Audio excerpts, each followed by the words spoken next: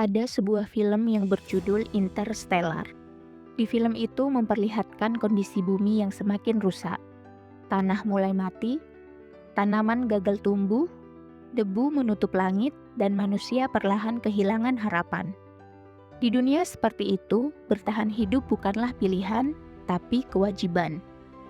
Dan karena itulah manusia dipaksa melakukan sesuatu yang tidak pernah mereka bayangkan sebelumnya, yaitu meninggalkan bumi dan mencari rumah baru di luar angkasa. Dan yang mana pada akhirnya, mereka berhasil menciptakan teknologi untuk membawa banyak manusia meninggalkan bumi untuk mencari rumah baru. Sekarang bayangkan kebalikannya.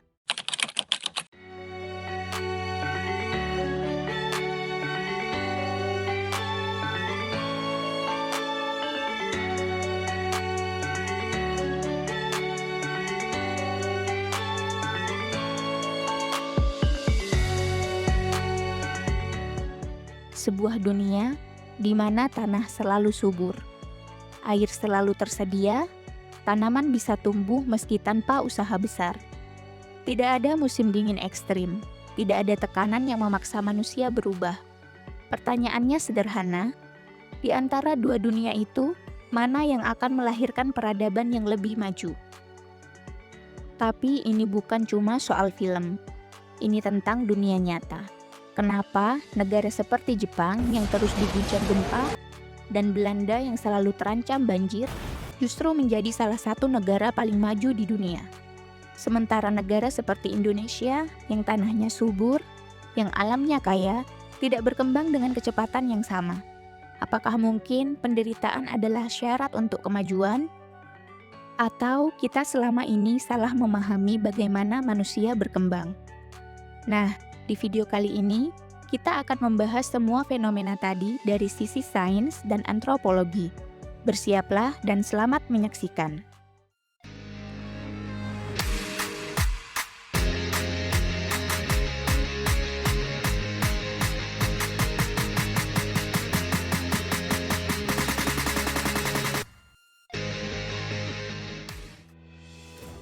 Dalam sains, ada satu prinsip sederhana tapi sangat kuat, di mana manusia dan semua makhluk hidup tidak berubah karena mereka mau berubah, tapi mereka berubah karena mereka dipaksa. Konsep ini pertama kali dijelaskan oleh Charles Darwin dalam teorinya tentang evolusi, bahwa yang bertahan hidup bukan yang paling kuat, bukan yang paling pintar, tapi yang paling mampu beradaptasi. Dan adaptasi tidak pernah terjadi dalam kenyamanan. Adaptasi lahir dari tekanan, ini disebut seleksi alam. Instead, natural selection produces evolutionary change because it changes the genetic composition of entire populations. And that occurs through interactions between individuals and their environment. Lingkungan menciptakan masalah. Masalah menciptakan tekanan. Dan tekanan memaksa perubahan. Sekarang kita tarik ke manusia. Manusia modern tidak lagi berevolusi secara fisik dengan cepat, tapi kita berevolusi melalui sesuatu yang jauh lebih powerful. Para ilmuwan menyebutnya evolusi budaya. Disinilah semuanya jadi menarik. Factor is the rate of change of environments. So you get this increase in the fluctuation of environments. So you're getting more environmental changes. And in cultural evolution, a lot of theory shows that there's a certain rate of change which is favorable to cultural evolution. It's got to be slow enough so that the information is of your parents and the previous generation is useful. Mari kita lihat Jepang. Negara ini berada di zona cincin api. Gempa bisa terjadi kapan saja. Tidak ada cara untuk menghentikannya, tidak ada cara untuk menghindarinya. Jadi mereka punya dua pilihan, menyerah atau belajar. Dan mereka memilih belajar. Hari ini Jepang dikenal sebagai salah satu negara dengan teknologi tahan gempa terbaik di dunia. Bangunan mereka dirancang untuk bergoyang, bukan runtuh. Sistem evakuasi mereka cepat. Pendidikan mitigasi bencana diajarkan sejak kecil. Masalah berubah menjadi sistem. Sekarang lihat Belanda. Sebagian wilayahnya lebih rendah dari permukaan laut. Secara logika sederhana, negara itu seharusnya tidak bisa bertahan. Tapi mereka tidak menyerah. Mereka membangun bendungan, mengatur aliran air, mengubah laut menjadi daratan. Hari ini Belanda bukan hanya bertahan, mereka menjadi ahli dalam manajemen air. Sekali lagi, masalah berubah menjadi keahlian. Terlebih lagi mereka hidup di wilayah dengan 4 musim.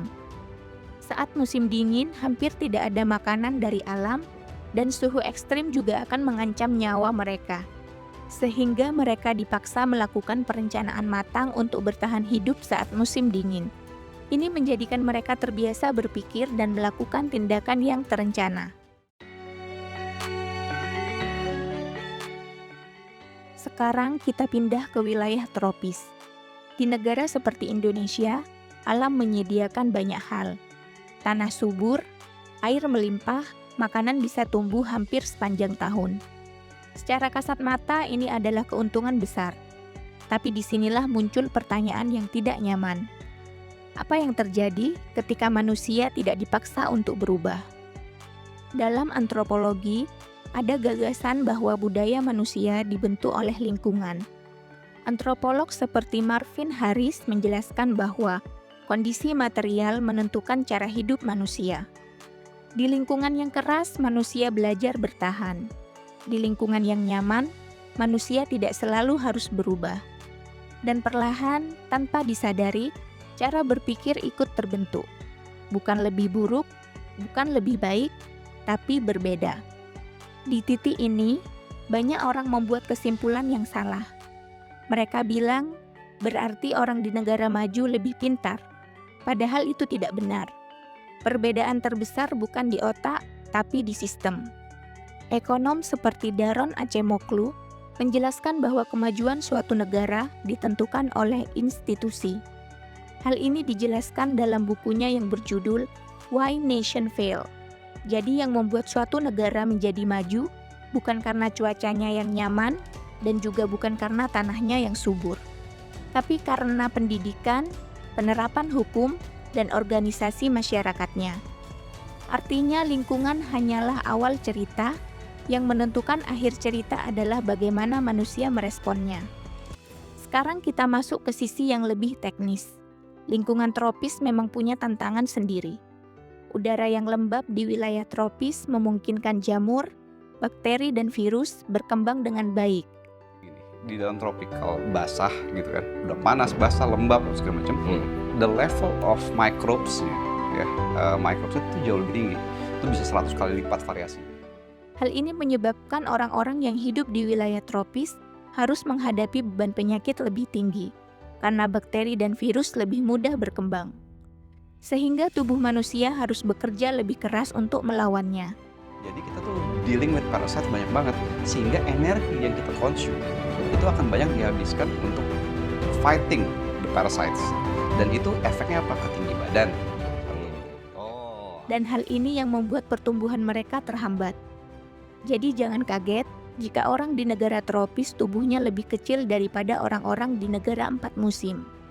Hal ini menjadi salah satu sebab selain genetik mereka. Ya, kita akan cenderung punya masalah stunting ya, karena itu tadi imun sistemnya harus diperkuat dulu memang. Itu badannya udah evolve untuk adapt terhadap lingkungan yang seperti itu.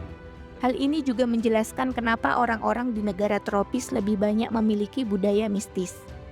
Karena di zaman dulu, teknologi tidak sebaik sekarang, sehingga ketika seseorang sakit akibat virus atau bakteri, yang mana hal tersebut tidak dapat dideteksi penyebabnya secara kasat mata. Sehingga hal tersebut membuat mereka lebih percaya pada hal-hal mistis untuk menjelaskan penyakit tersebut. Dan dari situlah perbedaan mulai terlihat. Mereka cenderung percaya takdir, mistik. Ya. Ya udah, gimana caranya kita dewanya kita penjaganya. Jadi setelah kita melihat semua ini, kita sampai pada satu kesimpulan. Bukan siapa yang paling menderita, tapi siapa yang paling mampu mengubah penderitaan menjadi sistem. Tanpa tekanan, manusia mungkin tidak berubah. Tapi tanpa sistem, tekanan hanya jadi penderitaan. Mungkin yang membuat suatu bangsa menjadi maju bukan karena mereka lebih pintar, tapi karena mereka tidak punya pilihan selain belajar. Sekarang bayangkan kalau kamu hidup di dunia yang sempurna, tanpa masalah, tanpa tekanan. Apakah kamu akan berkembang? Kalau kamu bisa memilih hidup nyaman atau hidup penuh tantangan, mana yang akan kamu pilih?